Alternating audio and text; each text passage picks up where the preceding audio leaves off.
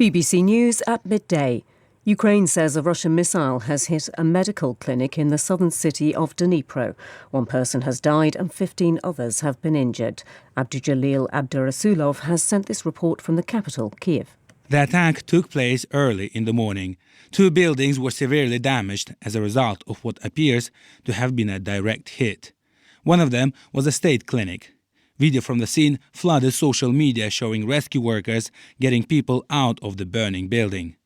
A woman wearing white medical scrubs with a face covered with blood could barely walk. Others had to be carried out of the building. Ukraine's President Volodymyr Zelensky has already reacted to the attack, accusing Russians fighting against everything humane and honest. Police investigating the attempted murder of a high-profile detective in County Tyrone have arrested 11 people in what they called a significant operation. Detective Chief Inspector John Caldwell was shot multiple times at a sports centre in Omagh in February. The 9 men and 2 women, aged between 21 and 72, are being questioned under the Terrorism Act. British Cycling has confirmed it intends to permanently ban transgender women from elite female competition. Last year, the sport's governing body suspended its existing testosterone-based policy while it conducted a review. That followed the controversy over the British rider Emily Bridges, one of cycling's most high-profile transgender competitors. The head of British Cycling, John Dutton, said he was willing to review the decision if the medical evidence changed. We recognise that, first of all, this is a difficult, emotive subject and there isn't a plethora of medical research information that is available.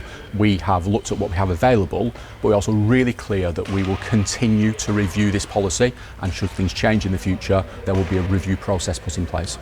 An NHS trust in Kent has insisted it's acted to improve safety at one of its hospitals after it was revealed health inspectors had considered closing its maternity unit. The Care Quality Commission rated services at the William Harvey Hospital in Ashford as inadequate. It discovered that life-saving equipment was kept in the wrong place and staff didn't always wash their hands between patients. British Airways has cancelled more flights in and out of Heathrow today. It's dealing with the fallout of an IT problem yesterday. Peter Ruddock has the latest. British Airways says the technical issue which grounded nearly 100 flights yesterday has been resolved. However, the airline is now having to manage crews and planes which are in the wrong locations. According to the aviation data firm Cirium, 83 services out of a planned 850 have so far been cancelled for today. Many of these are inbound flights. The airline said all the affected passengers had been offered an alternative flight or a full refund. Today is expected to be the busiest day for UK air travel since the start of the pandemic, as the half-term getaway begins. The authorities in South Korea are investigating allegations a passenger forced open an emergency exit door on a plane as it was coming into land. The aircraft came down safely in the city of Daegu. A 53-year-old former soldier is aiming to set a new world record by camping on an uninhabited rock in the Atlantic, 230 nautical miles northwest of Ireland.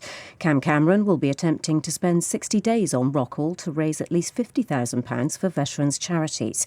He says he'll have to drag around 300 kilos of kit up the cliff face. It's about 15 metres, and the ledge that we're living on is 4.5 metres by 1.5 metres. So it's a tiny little space to get all that stuff on and ourselves. I came up with it in COVID when we were told we couldn't go anywhere and couldn't meet people and couldn't do all these things. And it was that feeling of remoteness and isolation. And I said, you know what, I'm going to do something that they tell me I can't do. BBC News.